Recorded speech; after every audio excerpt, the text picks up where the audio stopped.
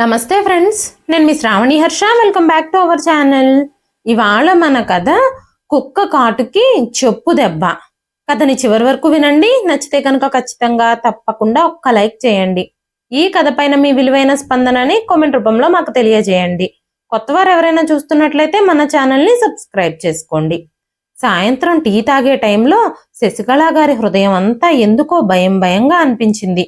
ఆమె గుండె చాలా వేగంగా కొట్టుకోవడం ప్రారంభించింది. అందుకే ఆవిడ టీ కూడా తాగకుండా టీ పక్కనే పెట్టేసి అటు ఇటు తిరగడం ప్రారంభించింది. ఏదో అనుకోని సంఘటన జరగబోతోందని ఆవిడ మనసు పదే పదే కీడు శంకిస్తోంది. అందుకే గబగబా ఫోన్ తీసి భర్తకు పదే ఫోన్ చేసింది. ఎన్నిసార్లు ఫోన్ చేసినా సరే శశికళ గారి భర్త కృష్ణమూర్తి గారు ఫోన్ ఎత్తలేదు. బయట చూస్తే వర్షం జోరుగా కురుస్తుంది.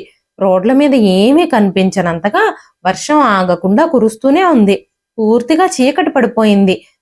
మళ్ళీ కిటికీ తెరిచి చూస్తూనే ఉన్నారు శశికళ గారు. అయినా సరే భర్త వస్తున్న జాడ ఏమీ రోడ్డు మీద కనిపించడం లేదు.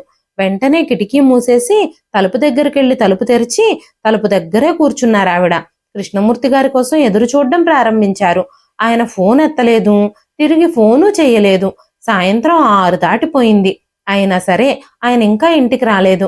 భర్త ఫోన్ తీయకపోవడం వల్ల శశికళ గారి హృదయం మొత్తం అశాంతితో నిండిపోయింది. పదే ఆవిడ మనసులో చెడు ఆలోచనలు పెరుగుతూ ఉన్నాయి. కాబట్టి ఆవిడకి చాలా ఇబ్బందిగా అనిపిస్తుంది. అప్పుడే ఫోన్ మోగింది. ఆ ఫోను శశికళ గారి భర్త కృష్ణమూర్తి గారి నెంబర్ నుంచే వస్తుంది. శశికళ గారు గబగబా ఫోన్ ఎత్తి, ఎక్కడున్నారు మీరు? ఎంతసేపటి నుంచి ఫోన్ చేస్తున్నాను, నాకు చాలా కంగారుగా ఉంది. మీరు తొందరగా ఇంటికి వచ్చేయండి, నాకెందుకో భయంగా అనిపిస్తుంది అని ఆవిడ మాట్లాడుతూ ఉండగానే అంతలోపే అటు పక్క నుంచి, మేడం మీరెవరు? ఈ ఫోన్ గల వ్యక్తి ఇక్కడ రోడ్డు పక్కన అపస్మారక స్థితిలో పడున్నారు. ఈ ఫోన్లో మీ నెంబర్ దొరికింది, అందుకే మీకు కాల్ చేశాము. ఈయన ఇక్కడ గాయాలతో రోడ్డు పక్కనే పడున్నారు అని చెప్పగానే శశికళ గారు ఒక్కసారిగా షాక్ అయిపోయారు. ఆవిడ చేతిలో నుంచి ఫోన్ కూడా జారి కింద పడిపోయింది. గబగబా ఆవిడ కింద పడిన ఫోన్ని మళ్ళీ తీసుకొని, మీరెక్కడి నుంచి ఫోన్ చేస్తున్నారు? ఇది నా భర్త నెంబరు అని చెప్పగానే, ఈయన ఇక్కడ మార్కెట్ దగ్గరలోనే పడిపోయారమ్మా అని అవతల వ్యక్తి చెప్పారు.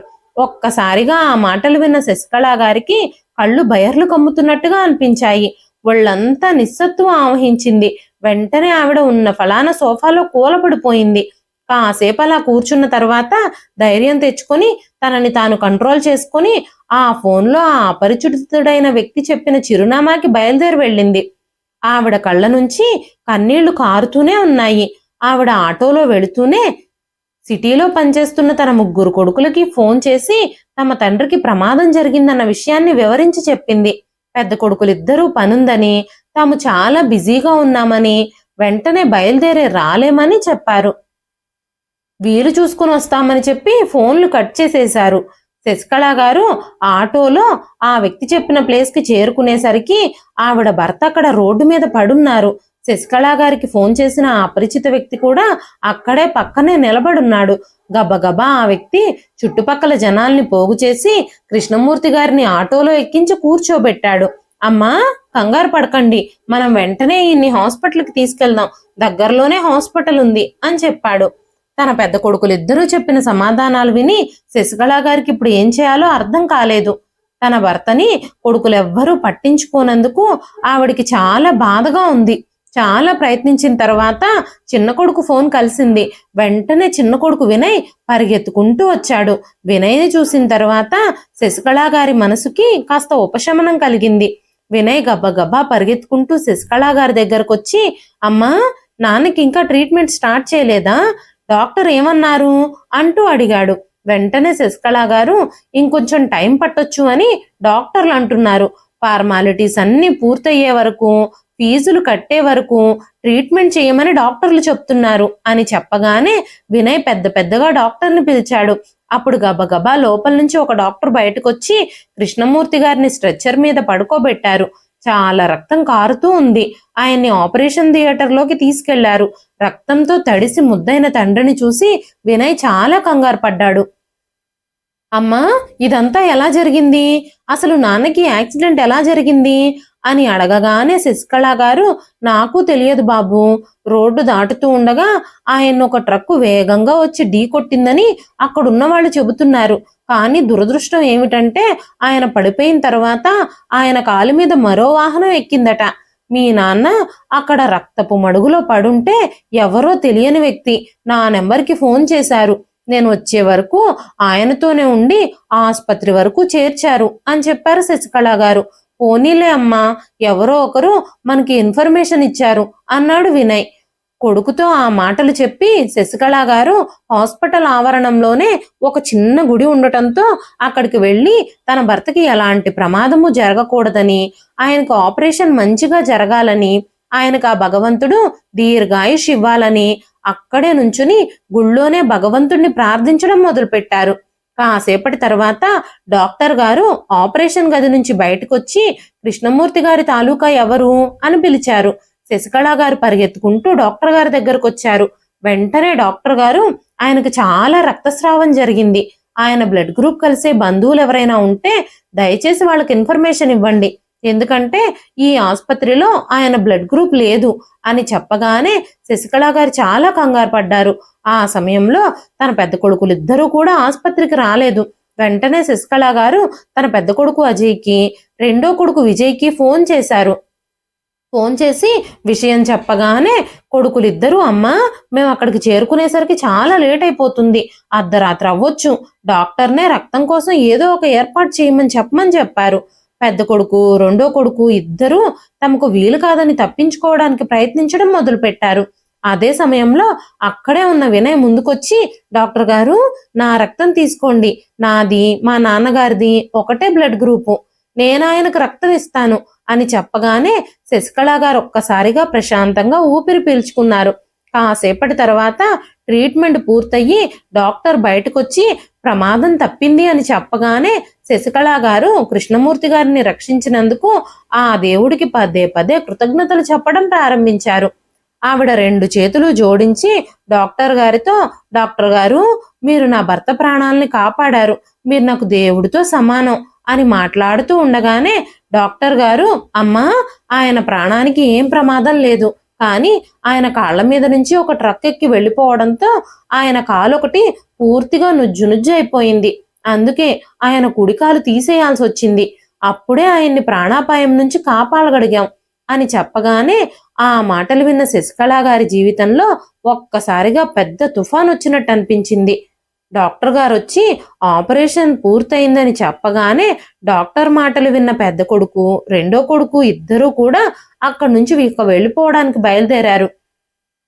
కనీసం అజయ్ గాని విజయ్ గాని, అమ్మా నీ దగ్గర డబ్బులున్నాయా, నీకేమైనా డబ్బులు అవసరం ఉందా, డబ్బులు కావాలా అని కూడా అడగలేదు. ఫార్మాలిటీ కోసం తండ్రిని చూడ్డానికి వచ్చారంతే. కానీ చిన్న కొడుకు వినయ్ మాత్రం తల్లితో కలిసి ఆసుపత్రిలోనే ఉన్నాడు. ఈ కష్టకాలంలో ఆమెను ఒంటరిగా వదిలిపెట్టాలని వినయ్ అస్సలు అనుకోలేదు. వినయ్ నగరంలోనే కిరాణా షాప్ ఒకటి నడిపిస్తున్నాడు. ఆ షాపు బాధ్యతలన్నీ తన భార్య సుధాకి అప్పచెప్పి తల్లి ఫోన్ చేయగానే పరిగెత్తుకుంటూ హాస్పిటల్కి వచ్చేశాడు. పెద్ద కొడుకు అజయ్ బాగా చదువుకుని సిటీలో పెద్ద ఉద్యోగం చేస్తున్నాడు. రెండో కొడుకు విజయ్ కూడా సాఫ్ట్వేర్ ఉద్యోగం చేస్తున్నాడు. అయినా సరే ఈ కష్టకాలంలో తల్లిని వాళ్ళిద్దరూ ఆదుకోవాలని అనుకోలేదు. కనీసం డబ్బులు సహాయం చేయాలని కూడా అనుకోలేదు.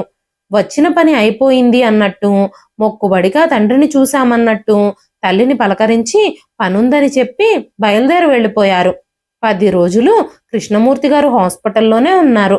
వినయ్ ఆ 10 రోజులు ఆసుపత్రిలోనే ఉండి తండ్రికి పగలు రాత్రి సేవలు చేసి మందులు జ్యూసులు అన్నీ ఇస్తూ పరిచర్య చేస్తూ తల్లికి కూడా కావలసినవన్నీ తీసుకొచ్చి పెడుతూ ఉన్నాడు.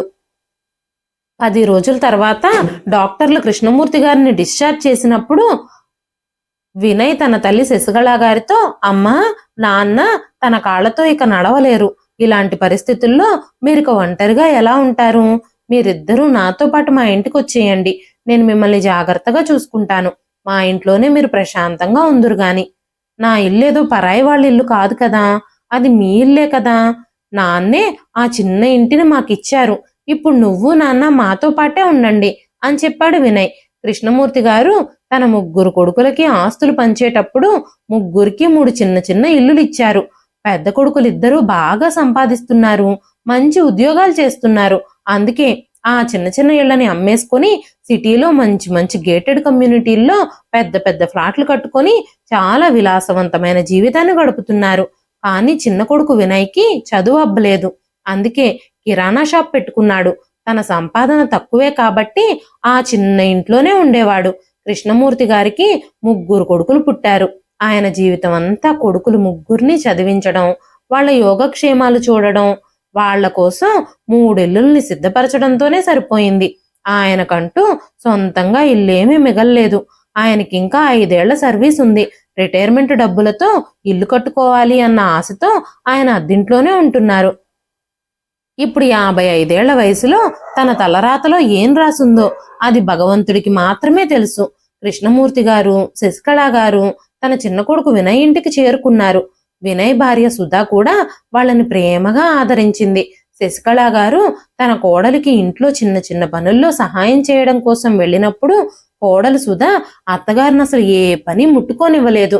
అత్తయ్య గారు, ఈ పనులన్నీ నేను చూసుకుంటాను, మీరు హాయిగా మామయ్య గారి దగ్గరే కూర్చోండి.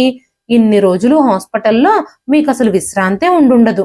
కాసేపు రెస్ట్ తీసుకోండి, మామయ్య గారికి ఏమైనా కావాలేమో చూసుకోండి అని చెప్పింది సుధా. కృష్ణమూర్తి గారు ఇక జీవితంలో తన కాళ్ల మీద తను నడవలేరు. కొన్ని రోజుల తర్వాత కృష్ణమూర్తి గారి ఆఫీస్ నుంచి ఫోన్ వచ్చింది. మళ్ళీ ఆయన ఆఫీస్లో చేరాలా వద్దా, లేదంటే రిటైర్మెంట్ తీసుకోవాలా అని ఆలోచించడం మొదలుపెట్టారు. అప్పుడు కృష్ణమూర్తి గారు తన పై అధికారులతో తనకి యాక్సిడెంట్ జరిగిన విషయం, తన కాలును పోగొట్టుకున్న విషయం చెప్పినప్పుడు కృష్ణమూర్తి గారి పై అధికారులు త్వరలోనే ఆఫీస్కొచ్చి రిటైర్మెంట్ పేపర్స్ అన్ని ఫిల్ చేసి సంతకాలు పెట్టి వెళ్ళమని చెప్పారు. వాలంటరీ రిటైర్మెంట్ తీసుకోమని, సంతకాలు పెడితే పేపర్స్ వాళ్లే మూవ్ చేస్తామని చెప్పారు. ఇన్నేళ్లు ఉద్యోగ బాధ్యతలతో అలసిపోయిన కృష్ణమూర్తి గారు ఇప్పుడిక ఆ విశ్రాంతి తీసుకోవాల్సిన సమయం వచ్చేసింది. వినయ్ కృష్ణమూర్తి గారిని చాలా బాగా చూసుకుంటున్నాడు. ఆయనకి ప్రశాంతతని, ఆనందాన్ని అందిస్తున్నాడు. ఆయన కాస్త కోలుకున్న తరువాత పదవీ విరమణ పత్రాల మీద సంతకాలు చేయించడం కోసం వినయ్ తన తండ్రిని తీసుకొని ఆఫీస్కి చేరుకున్నాడు. ఆ ఫారాలన్నీ నింపి ఆఫీసులో సూపర్వైజర్కి అందజేసినప్పుడు, మీ రిటైర్మెంట్ డబ్బులన్నీ 1 నెల లోపలే మీకు వస్తాయి, రాగానే ఫోన్ చేస్తాము అని అధికారులు చెప్పారు. ఆ తర్వాత వినయ్ తన తండ్రిని జాగ్రత్తగా ఇంటికి తీసుకొచ్చాడు. 2 రోజుల తర్వాత సిటీలో ఉన్న కొడుకులిద్దరూ తన తండ్రిని కలవడానికి, యోగక్షేమాలు అడిగి తెలుసుకోవడానికి వచ్చారు. వాళ్ళిద్దరూ వినయ్ ఇంటికి చేరుకున్నారు. వాళ్ళు రాగానే తమ తండ్రి రిటైర్మెంట్ తీసుకోబోతున్నాడు అన్న విషయం తెలిసింది. అప్పుడు పెద్ద కొడుకులిద్దరూ కోపంగా, నాన్న, మీరు రిటైర్మెంట్ తీసుకున్న విషయం మాకెందుకు చెప్పలేదు? అసలు ఇంతకీ మీ రిటైర్మెంట్ డబ్బులు ఎప్పుడొస్తాయి అని అడిగారు. కొడుకులిద్దరూ తమ తండ్రి ఆరోగ్యం గురించి గాని, యోగక్షేమాల గురించి గాని ఒక్క మాట కూడా అనలేదు. నెల రోజుల తర్వాత రిటైర్మెంట్ డబ్బులొస్తాయని చెప్పగానే, వినయ్ వాళ్ళింట్లోనే మీరు ఎంతకాలం ఉంటారు? తమ్ముడిల్లు చాలా చిన్నది, ఈ ఇంట్లో మీకు అన్ని సౌకర్యాలు ఉండవు. మీకోసం ఒక చిన్న గది మాత్రమే ఉంది ఇక్కడ, అందులో మీరు ఎలా నిద్రపోతారు? వినయ్కి చిన్న బాబు కూడా ఉన్నాడు. ఆ బిడ్డ ఏడుపుల కారణంగా మీరు విశ్రాంతి తీసుకోవడం కూడా అస్సలు కుదరదు. మీ ఆరోగ్యం ఇంతకింతకి క్షీణిస్తుంది. ఆ కిరాణా షాప్లోని మసాలా దినుసుల వాసనతో మీకు అస్సలు ఊపిరి కూడా ఆడదు. నగరంలో ఒక చిన్న షాప్ నడిపిస్తున్న వినయ్ మీ ఖర్చులన్నీ ఎలా భరిస్తాడు? తను మీకు మందుల ఖర్చులు ఎలా భరించగలుగుతాడు? మాకు కూడా మీకు సేవ చేయడానికి అవకాశం ఇవ్వండి. మేం కూడా మీ కొడుకులమే కదా. నేను పెద్ద కొడుకుని. మీరు మాతో పాటు మా ఇంటికొస్తే మీ ఖర్చులన్నీ నేను భరిస్తాను. మీకు ఆపరేషన్ చేయించి మీ కాలు బాగయ్యేలా చేస్తాను. ఆ తర్వాత మీరు నడవగలుగుతారు కూడా అని చెప్పినప్పుడు కృష్ణమూర్తి గారు ఆ మాటలు విని చాలా సంతోషించారు. బాబు అజయ్, నువ్వు నిజమే చెప్తున్నావా? మీ నాన్నగారు ఇప్పుడిక నిజంగా బాగుపడతారా అంటూ ఆశ్చర్యంగా అడిగారు శశికళ గారు. వెంటనే పెద్ద కొడుకు అజయ్, అవునమ్మా, ఆయన ట్రీట్మెంట్ సంగతి అంతా నేను చూసుకుంటాను. సిటీలో మంచి మంచి డాక్టర్లు ఉన్నారు. పెద్ద ఆసుపత్రికి నాన్నని తీసుకెళ్దాం, అక్కడ విదేశాల నుంచి కూడా డాక్టర్లు వస్తారు అని చెప్పగానే శశికళ గారు గబ్బగబా తమ వస్తువులన్నీ ప్యాక్ చేసుకోవడం ప్రారంభించారు. మేమిక వినయ్ని ఇబ్బంది పెట్టం, ఇప్పుడు ఏం చెయ్యాలన్నా నువ్వే చెయ్యి బాబు అన్నారు. శశికళ గారు ఇంకా కృష్ణమూర్తి గారు అజయ్ ఇంట్లోనే గడపాలని నిర్ణయించుకున్నారు. అప్పుడు అజయ్, అమ్మా నువ్వు నీ సామాన్లన్నీ ఎందుకు సర్దుకుంటున్నావు? నేను నాన్నని మాత్రమే మా ఇంటికి తీసుకెళ్తాను అని చెప్పగానే ఆ మాటలు విన్న కృష్ణమూర్తి గారు ఒక్కసారిగా షాక్ అయిపోయారు. ఈ వయసులో తన భార్యకు దూరంగా ఉండడం అతనికి సాధ్యమయ్యే పని కాదు. శశికళ గారు మాత్రమే తన ప్రతి అవసరాన్ని దగ్గరుండి చూసుకోగలుగుతారు అని ఆయన అనుకున్నారు. వెంటనే శశికళ గారు, బాబు మీ నాన్న ఈ వయసులో ఒంటరిగా ఎలా ఉండగలుగుతారు అన్నారు. కానీ పెద్ద కొడుకు మాత్రం, అమ్మా నన్ను నమ్ము, నాన్న తన పెద్ద కొడుకు ఇంటికే కదా వెళుతున్నాడు, వేరే ఎవరింటికో కాదు కదా. వినయ్కి చిన్న చిన్న పిల్లలున్నారు, నువ్వు వాళ్లతోనే కలిసుండు. వాళ్ళకి నీ అవసరం ఎంతైనా ఉంది. నాన్నని జాగ్రత్తగా చూసుకోవడం నా బాధ్యత. ఒక నెల రోజుల్లో నాన్నకాలు బాగైపోతుంది, అప్పుడు నిన్ను కూడా నేను అక్కడికి తీసుకెళ్తాను అని చెప్పాడు అజయ్. ఆ మాటలకి శశికళ గారు చాలా ఏడ్చారు. అంతలోనే రెండో కొడుకు విజయ్ కూడా, అన్నయ్య నాన్నని నాతో పాటు నేను తీసుకెళ్తాను, నేనే నాన్నకి సేవ చేస్తాను, ఆయనకి హాస్పిటల్లో మంచి ట్రీట్మెంట్ ఇప్పిస్తాను అన్నాడు. ఈ విషయంలో అన్నదమ్ములిద్దరి మధ్యలో వాదన జరుగుతుంది. అప్పుడు రెండో కొడుకు విజయ్, నాన్న నువ్వు నాతో పాటే రా నాన్న, నాకు ఒక స్నేహితుడున్నాడు, ఆయన చాలా మంచి డాక్టరు, ఆయనైతే మీకు ఆపరేషన్ చేసి కృత్రిమ కాలుని అమరుస్తాడు, దాని సహాయంతో మీరు హాయిగా నడవచ్చు అని చెప్పాడు విజయ్. శశికళ గారికి మొదట తన భర్తని ఒంటరిగా ఎక్కడికి పంపించడం ఇష్టం లేదు. కానీ తన భర్త ఆరోగ్యం బాగవుతుందని, తనకి కృత్రిమ కాలు అమరుస్తారని, ఆయన కాళ్ళ మీద ఆయన నిలబడతారని చెప్పటంతో కొడుకులిద్దరి ప్రతిపాదనకి ఆమె అంగీకరించింది. ఆవిడ వినయ్ ఇంట్లోనే పిల్లలతో ఆడుకుంటూ ఒక నెల రోజులు గడపాలని నిర్ణయించుకుంది. కృష్ణమూర్తి గారిని కూడా కొడుకులతో వెళ్లడానికి ఒప్పించింది. కృష్ణమూర్తి గారు కూడా ఇప్పుడు కొడుకులతో వెళ్లడానికి సిద్ధంగా ఉన్నారు. పెద్ద కొడుకు అజయ్, రెండో కొడుకు విజయ్ ఇద్దరూ నాన్నకి నేను ఆపరేషన్ చేయిస్తాను అంటూ గొడవలు పడ్డం మొదలుపెట్టారు. కొడుకులిద్దరూ ఆ విధంగా తండ్రి కోసం గొడవలు పడుతూ ఉంటే కృష్ణమూర్తి గారి హృదయం ఆనందంతో గర్వంతో ఉప్పొంగిపోయింది. కొడుకుల గురించిన గర్వంతో ఆయన ఛాతి వెడల్పుగా అయ్యింది. ఎంత మంచి కొడుకుల్ని కన్నాను నేను, ఎంత మంచి విలువలు కలిగిన కొడుకులు నా కొడుకులు. తండ్రికి ట్రీట్మెంట్ చేయించడం కోసం, తండ్రిని తమతో ఉంచుకుని జాగ్రత్తగా చూసుకోవడం కోసం ఇద్దరు కొడుకులు తమలో తామే గొడవ పడుతున్నారు అని ఆయన చాలా గర్వంగా ఫీలయ్యారు. ఎట్టకేలకి కృష్ణమూర్తి గారు ముందుగా తన పెద్ద కొడుకు అజయ్ ఇంటికే వెళ్లాలని నిర్ణయించుకున్నారు. ఒక నెల తర్వాత విజయ్ ఆయన్ని తీసుకెళ్లి చూసుకుంటానని చెప్పాడు. కొడుకులిద్దరూ తండ్రికి ట్రీట్మెంట్ చేయించడానికి గొడవలు పడుతున్నారని ఆయన భావించారు. కానీ లోపలే కొడుకులిద్దరూ గొడవ పడ్డానికి గల కారణం కొడుకులిద్దరికి మాత్రమే తెలుసు. కృష్ణమూర్తి గారికి ఏమాత్రం తెలియదు. చివరికి కృష్ణమూర్తి గారు పెద్ద కొడుకుతో కలిసి సిటీకి బయలుదేరారు. శశికళ గారు ఆ రోజు వినయ్ ఇంటికి వచ్చిన సంఘటనని గుర్తు చేసుకున్నారు. కృష్ణమూర్తి గారికి యాక్సిడెంట్ జరిగినప్పుడు, అంబులెన్స్ లో చిన్న కొడుకు వినయ్ ఇంటికి తీసుకొచ్చినప్పుడు ఆవిడ చాలా ఏడుస్తూ ఉంది. అయితే వినయ్, ఇంకా తన భార్య సుధా, ఇంకా తన పిల్లలు ఆవిడకి చాలా సహాయం చేశారు. కృష్ణమూర్తి గారిని చాలా జాగ్రత్తగా చూసుకున్నారు. కోడలు సుధా కూడా అత్తగారికి చాలా ధైర్యం చెప్పింది. ఆవిడ కన్నీళ్లు తుడిచింది. అత్తయ్య గారు, ఈ వయసులో అంత ఏడవడం వల్ల మీరు కూడా అనారోగ్యానికి గురవుతారు. ఇప్పుడు మామయ్య గారు బాగానే ఉన్నారు కదా, మీరింక బాధపడకండి, కొన్ని రోజుల్లోనే అన్ని సర్దుకుంటాయి అంటూ శశికళ గారికి ధైర్యం చెప్పింది. కానీ ఇప్పుడు కృష్ణమూర్తి గారు తన పెద్ద కొడుకింటికి వెళుతున్నప్పుడు శశికళ గారికి మాత్రం చాలా ధైర్యంగా ఉంది. ఎందుకంటే ఆయనకి మంచి ట్రీట్మెంట్ జరగబోతుందని, ఆయన తొందరలోనే కోలుకుంటారని, తిరిగి మామూలు మనిషిలా తిరిగి నడుస్తారని ఆవిడ భావించింది. కృష్ణమూర్తి గారు పెద్ద కొడుకుతో కలిసి పెద్ద కొడుకింటికి వెళ్ళినప్పుడు అజయ్ భార్య మీనా తలుపు తెరిచి చూసి ఎదురుగా ఉన్న మామగారిని చూడగానే ఒక్కసారిగా షాక్ అయిపోయింది. సామాన్లతో వచ్చిన మామగారిని చూసి మీనాకి చాలా కోపం వచ్చింది. ఆ తరువాత మీనా తన భర్త అజయ్తో, మీరు నన్ను అడగకుండా ఆయన్ని ఇక్కడికి ఎందుకు తీసుకొచ్చారు? మా అమ్మ కూడా మనతో పాటు ఈ ఇంట్లోనే ఉంది. ఇప్పుడు ఆయన ఉంచడానికి ఇంట్లో గదులేవి ఖాళీగా లేవు. ఆయన్ని ఏ గదిలో ఉంచమంటారు? మీ నాన్నగారిని పని మనిషి గదిలో పడుకోబెట్టండి. మా అమ్మేమో గెస్ట్ రూమ్ లో ఉంటుంది. పిల్లలిద్దరూ వాళ్ళ గదులు వాళ్ళు ఖాళీ చేయడానికి అస్సలు ఒప్పుకోరు. మా అమ్మ వచ్చి 2 నెలలే కదా అవుతుంది. ఆమెను ఇప్పుడు ఊరికి వెళ్ళిపోమని చెప్పడం భావ్యం కాదు కదా అంది మీనా. అజయ్ కృష్ణమూర్తి గారిని తీసుకెళ్లి పని మనిషి గదిలో పడుకోబెట్టాడు. ఇంట్లో పనంతా పూర్తి చేసుకొని విశ్రాంతి తీసుకోవడానికి తన గదిలోకి వచ్చిన పని మనిషి విమల తన గదిలో ఉన్న కృష్ణమూర్తి గారిని చూసి ఒక్కసారిగా షాక్ అయిపోయింది. వెంటనే బయటకు వెళ్లి, మేడం మేడం, ఈ వ్యక్తి ఎవరు అంటూ అరవడం మొదలుపెట్టింది. వెంటనే అజయ్, నిదానంగా మాట్లాడు విమల, ఆయన మా నాన్న. కొన్ని రోజులు ఆయన మన ఇంట్లోనే ఉంటారు. నువ్వు కాస్త వంటగదిలో అడ్జస్ట్ అవ్వు అని చెప్పగానే పని మనిషి విమల కోపంగా, నాకు వంటగదిలో అడ్జస్ట్ అవ్వడం కుదరదు సార్. చూడండి సార్, నాకు ఉండడానికి గదిస్తామని, అన్ని సౌకర్యాలు కల్పిస్తామని చెప్పే మీరు నన్ను ఈ పనిలో పెట్టుకున్నారు. మీరు గదిస్తామని, సౌకర్యాలు ఇస్తామని చెప్పినందుకే నేను మీ ఇంట్లో పని చేస్తున్నాను. ఇక నేను మీ ఇంట్లో పని చేయలేను. మీరు వేరే పని వాళ్ళని చూసుకోండి. నేను పని మానేస్తున్నాను అంది విమల. వెంటనే అజయ్ ఇంకా మీనా ఆ పని మనిషిని ఒప్పించి ఎక్కువ జీతం ఇస్తామని చెప్పి విమల వెళ్ళిపోకుండా ఆపాలని చూశారు. కృష్ణమూర్తి గారికి కొడుకింట్లో చాలా అసౌకర్యంగా అనిపించడం ప్రారంభించింది. ఆయన తనని తాను అపరిచితుడుగా భావించడం ప్రారంభించాడు.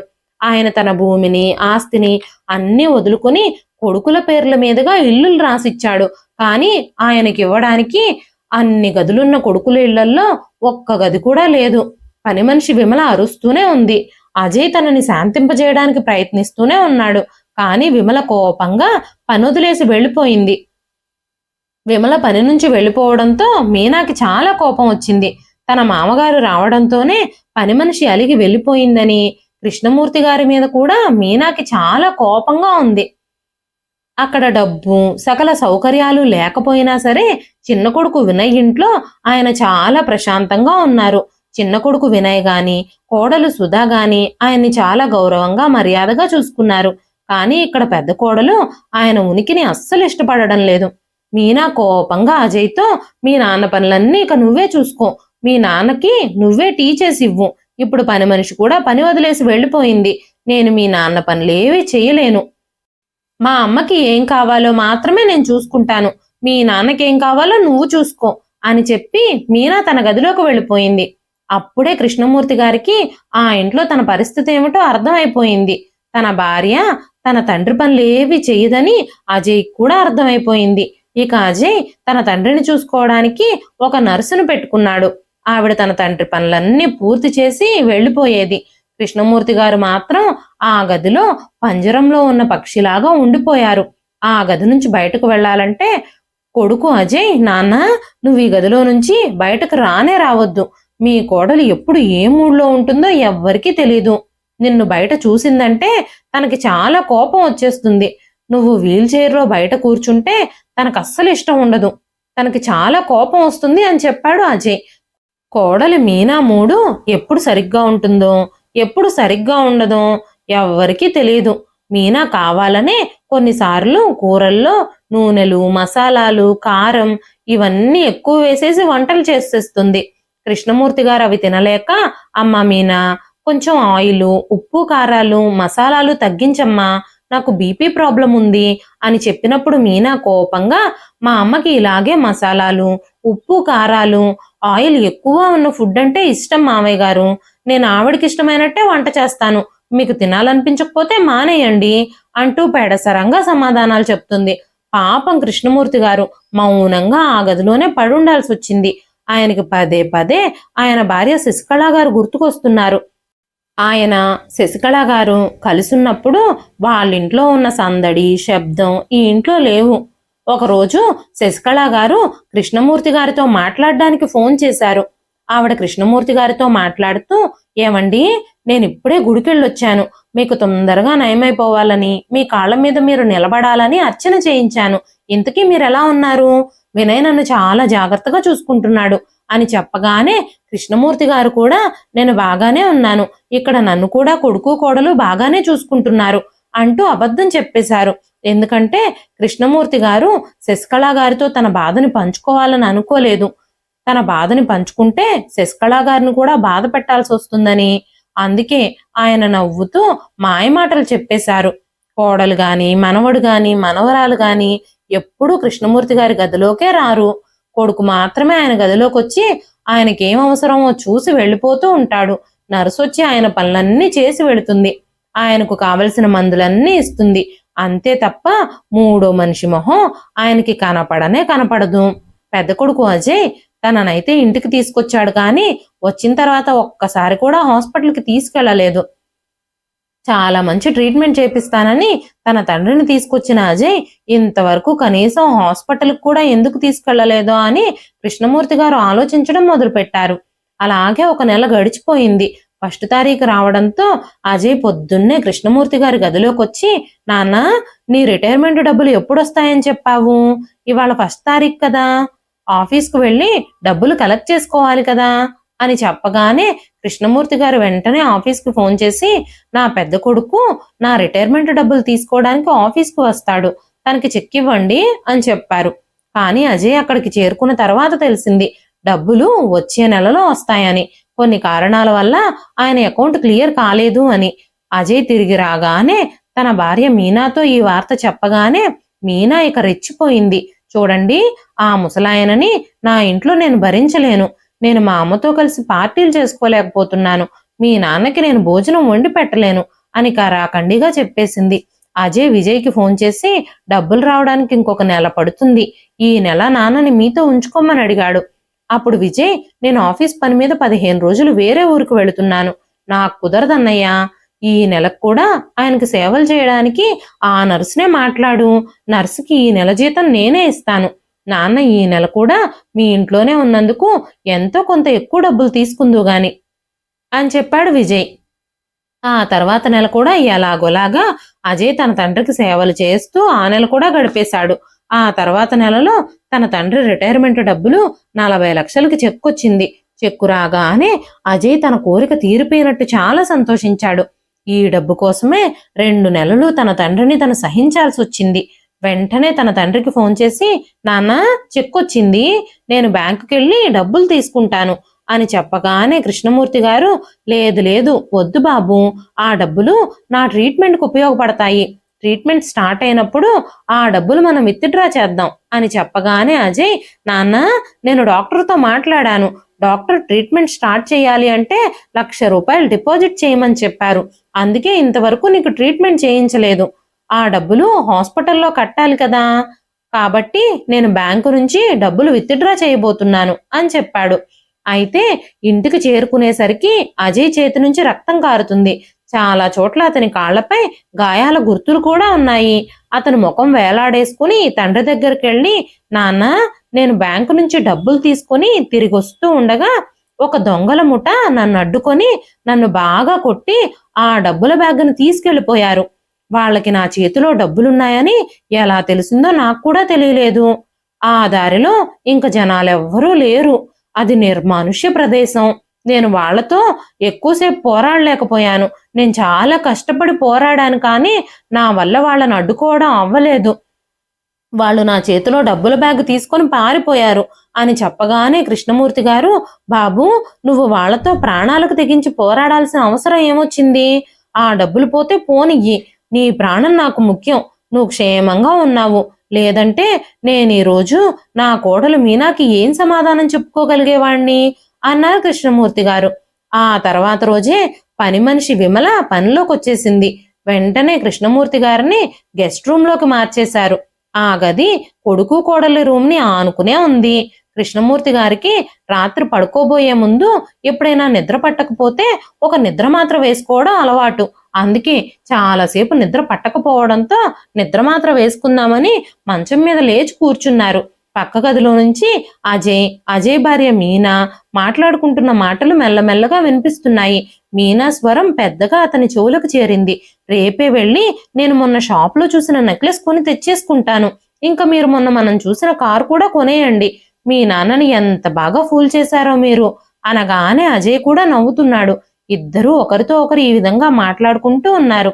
అంతలోనే మీనా, ఈ ముసలాయన్ని ఇక మన ఇంట్లో ఉంచుకొని ఎందుకు చూసుకోవాలి, ఆయన్ని మన ఇంటి నుంచి పంపించేసే ఏర్పాటు చేయండి అని చెప్పగానే అజయ్, ఒక 4 రోజులు ఓపిక పట్టు మీనా, నీకెందుకు అంత తొందర? అతి కష్టం మీద డబ్బులన్నీ దొంగలు లాక్కెళ్లారని నేను నాన్నని నమ్మించగలిగాను. నేనింకా ఆ చిక్కుని మార్చనే లేదు. విజయ్ కూడా ఇదే అబద్ధం చెప్పేసి విజయ్ను కూడా వాటా నుంచి తప్పించేద్దాం. మా నాన్నని ఇంటికి తీసుకొచ్చేటప్పుడు మేమిద్దరం ఆయన్ని చెరొక నెల చూసుకోవాలని, డబ్బు రాగానే ఇద్దరం పంచుకొని నాన్నని తమ్ముడింటికి పంపించేయాలి అని అనుకున్నాం. నాన్న నా ప్లాన్ని నమ్మేశారు కాబట్టి విజయ్ని కూడా నమ్మిద్దాం. మొత్తం డబ్బు మనమే కాజేద్దాం. మా నాన్నని ఇంటి నుంచి పంపించేయడానికి కూడా నేను ఏదో ఒక ప్లాన్ వేస్తాను అని చెప్పాడు అజయ్. కొడుకు మాటలు వింటూ ఉంటే కృష్ణమూర్తి గారి కాళ్ళ కింద నేల జారిపోయినట్టయింది. కొడుకు ఇంత ద్రోహం చేస్తాడు అని, డబ్బు కోసం ఇంత దిగజారతాడు అని ఆయన అస్సలు అనుకోలేదు. మరుసటి రోజు ఉదయమే కృష్ణమూర్తి గారు తన రెండో కొడుకు ఇంటికి వెళ్లాలని అనుకుంటున్నాను అని చెప్పగానే మీనా కాస్త ప్రశాంతంగా ఊపిరి పీల్చుకుంది. వాళ్ళు ఏమీ చేయకుండానే తమ కోరిక నెరవేరుతున్నందుకు తను చాలా సంతోషించింది. తర్వాత అజయ్ విజయ్కి ఫోన్ చేసి పిలిపించాడు. మీనా విజయ్తో, విజయ్, మీ నాన్నని 2 నెలల పాటు మా దగ్గరే ఉంచుకొని బాధ్యతగా మనస్ఫూర్తిగా మేము సేవ చేశాము. ఇప్పుడిక మీ బాధ్యత, మీ ఇంట్లో కూడా ఒక 2 నెలలు ఉంచుకోండి అని చెప్పగానే విజయ్ చప్పట్లు కొడుతూ, ఇలాంటి ట్రిక్కులన్నీ మీ దగ్గరే నేర్చుకోవాలి. మా నాన్న రిటైర్మెంట్ డబ్బులంతా లాక్కొని నా నుంచి ఫ్రీగా సేవలు చేయించాలని మీరు ఆశపడుతున్నారా? మా నాన్న రిటైర్మెంట్ డబ్బులంతా ఎక్కడికి పోయాయి అనగానే అజయ్, అరే తమ్ముడు, నేను బ్యాంకులో డబ్బులు తీసుకొస్తూ ఉండగా దొంగలు నా మీద దాడి చేసి డబ్బుతో పారిపోయారు అని చెప్పగానే విజయ్ నవ్వడం మొదలుపెట్టాడు. పెద్ద నాటకమే ఆడి మీరు నాన్నను మోసం చేశారు, కానీ నన్ను మాత్రం మోసం చెయ్యలేరు. ఏ దొంగలు డబ్బులు దొంగిలించలేదని నాకు బాగా తెలుసు. నీ ట్రిక్కులన్నీ నాకు బాగానే అర్థమయ్యాయి. కానీ ఆ రిటైర్మెంట్ డబ్బులన్నీ లాక్కోవడానికే కదా నాన్నని పోటీ పరిమడి ఇక్కడికి తీసుకొచ్చింది. ఒక్కరోజు కూడా నాన్నకి నువ్వు ట్రీట్మెంట్ చేయించలేదు, డబ్బులు మాత్రం హాయిగా దోచేసుకున్నావు. ఇద్దరం కలిసే కదా మనం ప్లాన్ చేసింది. ఇప్పుడు నువ్వు ఒక్కడివే మొత్తం దోచుకుంటే ఎలాగా అనగానే ఆ మాటలకి అజయ్కి చాలా కోపం వచ్చింది. వెంటనే లోపల గదిలో కూర్చున్న కృష్ణమూర్తి గారు వాళ్ళిద్దరి గొంతులు విని గట్టిగా అరిచారు. అప్పుడు పెద్ద శబ్దం వచ్చింది. అంతలోనే ఒక కారు వచ్చి వాళ్ళ గేటు ముందు ఆగింది. అన్నదమ్ములిద్దరూ బయటికి వెళ్లి చూస్తే వాళ్ళిద్దరి కళ్ళు బయర్లు కమ్మాయి.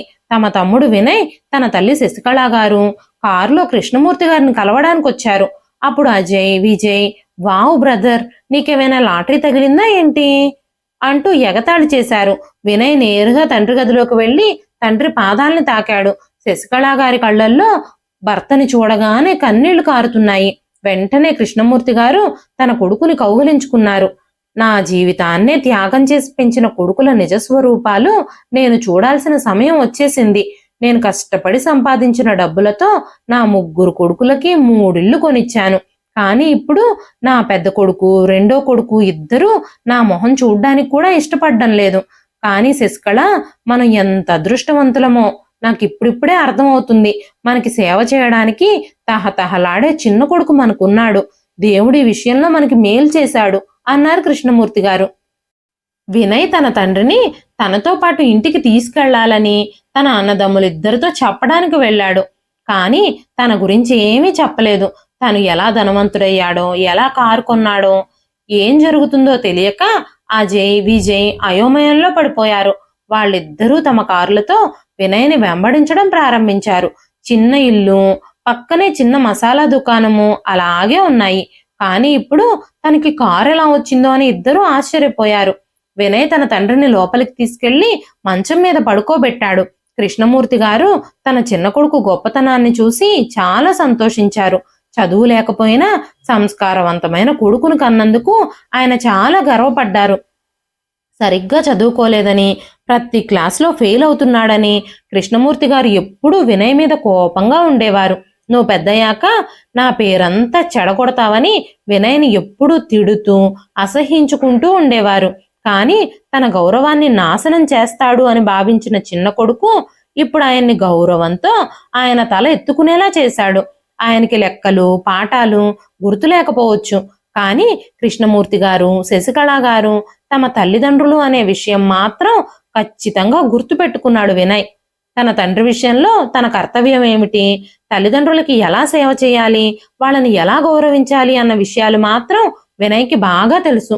కృష్ణమూర్తి గారు వినయ్ని కౌగిలించుకొని తన పెద్ద కొడుకులు ఇద్దరి వైపు చూస్తూ, ఈ రోజు మీరిద్దరూ సమాజంలో పలుకుబడిని, మంచి పేరుని సాధించారు, డబ్బులు కూడా సంపాదిస్తున్నారు. కానీ మీ తండ్రి దృష్టిలో మాత్రం పాతాళానికి దిగిపోయారు. అనగానే తండ్రి మాటలేవి పట్టించుకోకుండా అజయ్, విజయ్ ఇద్దరూ వినయ్తో నీకు ఒక చిన్న కిరాణా షాప్ మాత్రమే ఉంది, కానీ ఇంతలోనే ఇంత అభివృద్ధి ఎలా సాధించావు? దొంగతనాలు ఏమైనా మొదలు పెట్టావా అని అడగగానే నేనేం దొంగతనాలు మొదలు పెట్టలేదు. చాలా రోజుల నుంచి నేను జల్సాల జోలికి పోకుండా డబ్బులు కూడబెట్టుకుంటున్నాను. ఆ డబ్బులతోనే ఒక వ్యాపారం ప్రారంభించాను. అమ్మ ఇంటికి వచ్చిన దగ్గర నుంచి ఊరగాయలు, మసాలాలు తయారు చేయడం మొదలుపెట్టింది. నేను సొంతంగా వ్యాపారం చేయడం ప్రారంభించాను. నా షాప్లోని ఊరగాయలు, మసాలాలు జనాలందరూ ఇష్టపడడం ప్రారంభించారు. కస్టమర్ల సంఖ్య కూడా పెరిగింది. మెల్లమెల్లగా నేను ఒక కారం మిల్లును కూడా ఏర్పాటు చేశాను. ఆ మిల్లు కూడా బాగా నడవడం మొదలుపెట్టింది. చుట్టుపక్కల వాళ్ళందరూ నా దగ్గరే కారం, మసాలాలు, పచ్చళ్ళు అన్నీ కొంటున్నారు. ఈ 2 నెలల్లోనే నాకు చాలా మంచి లాభాలు రావడం మొదలయ్యాయి. ఇదంతా అమ్మ వల్లే. అమ్మ కూడా నా కోసం చాలా కష్టపడింది అంటూ వినయ్ తన తల్లి వైపు చూడడం మొదలుపెట్టాడు. కృష్ణమూర్తి గారు తన కొడుకుని నువ్వు జీవితాంతం ఇలాగే వర్ధిల్లాలి బాబు, విజయోస్తు అంటూ దీవిస్తూ నా పెద్ద కొడుకులిద్దరూ నన్ను వెన్నుపోటు పొడిచారు. నా నుంచి డబ్బులన్నీ లాక్కోవడం కోసమే వైద్యం చేయించి నాకు కృత్రిమ కాలు అమరుస్తామని మాయమాటలు చెప్పి నా రిటైర్మెంట్ డబ్బులన్నీ దోచుకోవాలని చూశారు అన్నారు కృష్ణమూర్తి గారు. పెద్ద కొడుకు అజయ్, రెండో కొడుకు విజయ్ తండ్రి రిటైర్మెంట్కు డబ్బులకు సంబంధించిన చెక్కు తమ దగ్గరే ఉందని, ఆయన ఎన్ని మాటలంటే ఏం, డబ్బు దక్కింది కదా అనుకుంటూ ఆయన దగ్గర నుంచి వెళ్ళిపోయారు. కొడుకులిద్దరూ తాము చేసిన తప్పులకి కనీసం పశ్చాత్తాపం కూడా పడలేదు. ఆ తర్వాత ఇద్దరూ రాజీ పడి డబ్బులు వాటాలు వేసుకొని ఆ డబ్బులు తెచ్చుకోవడానికి బ్యాంకుకు వెళితే గాని తెలియలేదు అసలు విషయం. కృష్ణమూర్తి గారు ఆ రోజు ఆఫీసులో కొడుకుకి ఫేక్ చెక్ ఇవ్వమని ఆఫీస్ వాళ్ళకి ఫోన్ చేసి చెప్పారు. కొడుకుల నిజస్వరూపాలు ముందుగానే పసిగట్టిన కృష్ణమూర్తి గారు బాగా ఆలోచించి అలాంటి నిర్ణయం తీసుకున్నారు. ఆ రోజు నుంచి కృష్ణమూర్తి గారు, శశికళ గారు ఆ చిన్న ఇంట్లోనే కొడుకు వినయ్తో కలిసి నివసించడం మొదలుపెట్టారు. వినయ్ భార్య సుధా కృష్ణమూర్తి గారిని, శశికళ గారిని జాగ్రత్తగా చూసుకోవడం ప్రారంభించారు. కృష్ణమూర్తి గారు తన రిటైర్మెంట్ డబ్బులతో కొడుకు వినయ్కు ఒక పెద్ద ఇల్లు కట్టించి ఇచ్చారు. తన పేరు మీద, తన భార్య పేరు మీద కొంత డబ్బులు అకౌంట్లో వేసుకున్నారు. పెద్ద కొడుకు, రెండో కొడుకు ఉద్యోగాలు చేసి లక్షల జీతాలు సంపాదిస్తున్నారు. కానీ తల్లిదండ్రులను మాత్రం గౌరవించలేకపోయారు. కానీ సంపాదన లేకపోయినా చిన్న కొడుకు వినయ్ మాత్రం తల్లిదండ్రుల్ని గొప్ప వరాలుగా భావించాడు.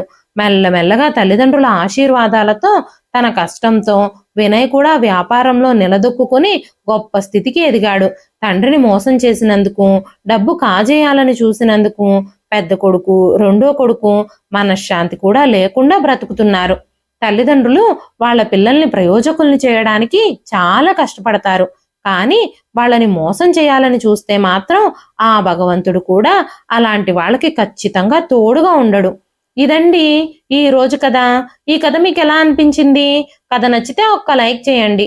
ఈ కథ పైన మీ విలువైన స్పందనని కామెంట్ రూపంలో మాకు తెలియజేయండి. మరెన్నో ఇలాంటి ఇంట్రెస్టింగ్ కథల కోసం మన ఛానల్ని సబ్స్క్రైబ్ చేసుకోండి. మరొక మంచి కథతో మళ్ళీ కలుస్తానండి. అంతవరకు సెలవు.